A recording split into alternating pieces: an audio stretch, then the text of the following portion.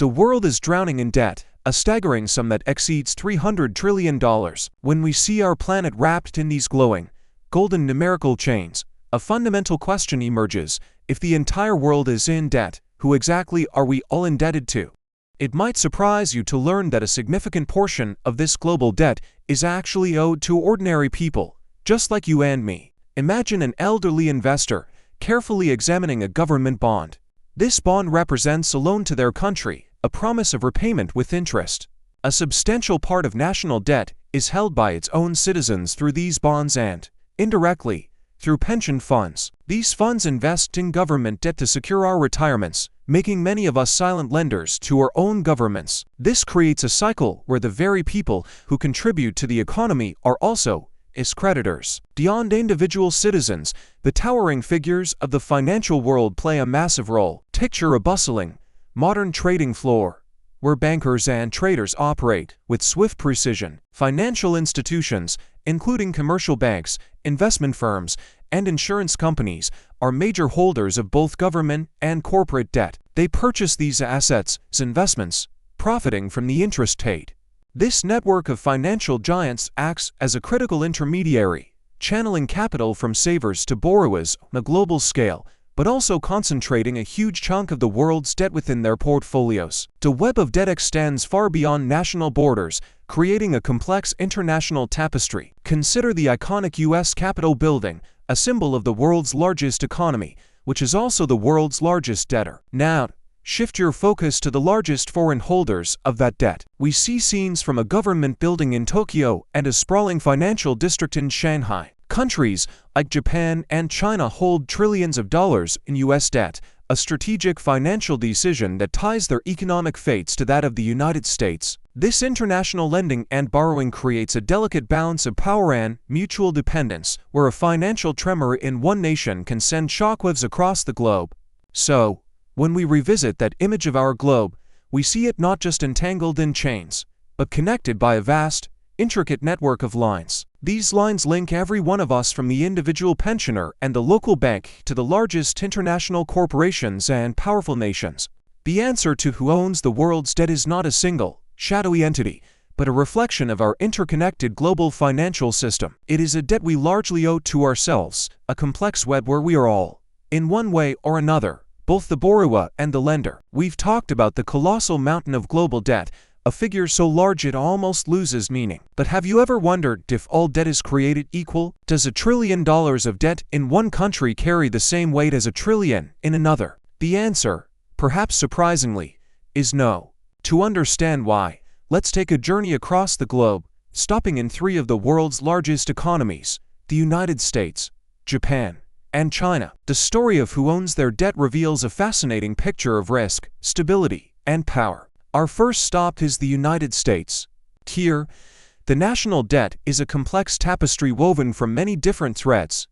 Imagine a pie chart breaking it all down. A substantial portion is held by the American public and institutions, from individual citizens buying savings bonds to pension funds seeking safe investments. Another large slice is actually debt the government owes to itself, primarily to fund programs like Social Security and Medicare. Then, there's the part everyone talks about: foreign ownership. Countries like Japan and China hold significant amounts of U.S. Treasury bonds, making America's financial health a global concern. This diverse ownership spreads the risk, but also exposes the U.S. to the whims of international markets. Next, we fly to Japan, an entirely different world of debt. Picture this: nearly all of Japan's staggering national debt is held right at home. The single biggest owner isn't a foreign power or a private citizen, but the Bank of Japan itself. It's an almost closed loop, with yen effectively circulating from the government to its central bank and back again. This insular structure insulates Japan from foreign pressure. No outside creditor can pull the plug. However, it places immense responsibility on its own central bank, creating a unique and delicate balancing act for its domestic economy. Finally, we land in China, a nation that presents yet another distinct model. While famously a massive creditor to the rest of the world, especially developing nations, China itself carries a vast internal debt. But who owns it? The picture is dominated by state-owned entities, provincial governments, state-owned banks, and massive state-run corporations are both the biggest borrowers and the biggest lenders. This creates a complex internal financial loop, tightly controlled by the central government. This structure gives Beijing immense control over its economic destiny, but also concentrates risk within its own state-controlled system, blurring the lines between corporate and sovereign finance. So, when we place these three giants side by side, the picture becomes clear. The US with its globalized, diverse creditor base, Japan with its domestically contained, central bank-held debt, and China with its state-controlled internal loop. It proves that when it comes to national debt, the total number is only half the story. Understanding who holds the debt is absolutely critical to grasping a nation's economic stability, its vulnerabilities, and ultimately, its sovereignty on the world stage. Have you ever wondered what would happen if the world ran out of money? It's not just a hypothetical question. Right now, a colossal clock is ticking, not marking time, but counting a number so vast it's hard to comprehend. This is the global debt clock, and every second, it climbs higher, casting a long shadow over our future. This isn't just a number on a screen, it's a burden we all share, a ticking time bomb at the heart of the global economy. Imagine our economy as a plant. For it to grow, it needs fertile soil. But when national debt piles up, that soil turns toxic. The vibrant earth is replaced by dull, lifeless corns, incapable of nurturing growth. The plant withers, its leaves curling, a stark symbol of an economy choked by its own ios. Vitality drains away, leaving behind a barren landscape of stagnant potential and lost opportunities. This isn't just about abstract economics, it's about our daily lives. Think of the services we depend on. Schools for our children, hospitals for our sick. As debt grows, a sinister diversion occurs. Funds that should flow to these vital pillars of society are rerouted, sucked into a dark, gaping hole labeled DEBT. The foundation of our communities begins to crack under the strain. To service this ever-expanding debt, central banks are pushed into a corner. They resort to a seemingly easy solution: printing more money. Presses run at a frantic pace, churning out currency.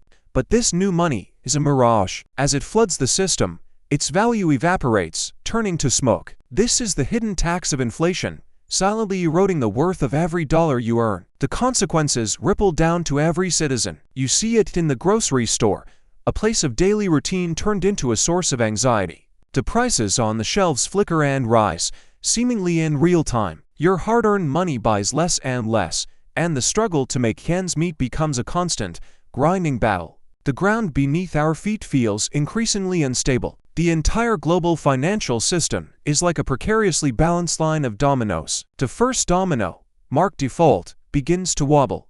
If a major nation can no longer pay its debts, it could trigger a catastrophic chain reaction, toppling economies one by one across the globe. This instability sends shockwaves through financial markets. Confidence, the bedrock of investment, shatters. We see it visualized in the dramatic plunge of a stock market graph, a river of red ink signaling widespread panic. Fortunes are wiped out in an instant, and the retirement savings of millions vanish into thin air. Even those in power find their hands tied.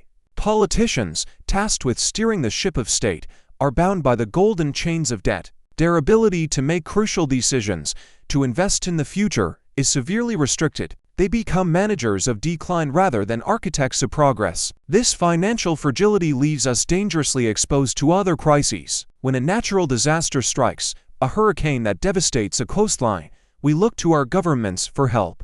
But what happens when they open the treasury and find only dust? An empty coffer means a crippled response, leaving vulnerable populations to fend for themselves. Ultimately, this isn't just about one nation or one economy. We are all interconnected on this single planet. The crushing weight of global debt is like a set of massive chains, squeezing our world until cracks begin to form across its surface. It threatens not just our prosperity, but the very stability of our global civilization. As the image of our fractured world fades, we are left with a single, glowing question mark. We stand at a critical juncture, facing a problem of our own making. The path we choose next will determine the world we leave for generations to come. So, what are your thoughts?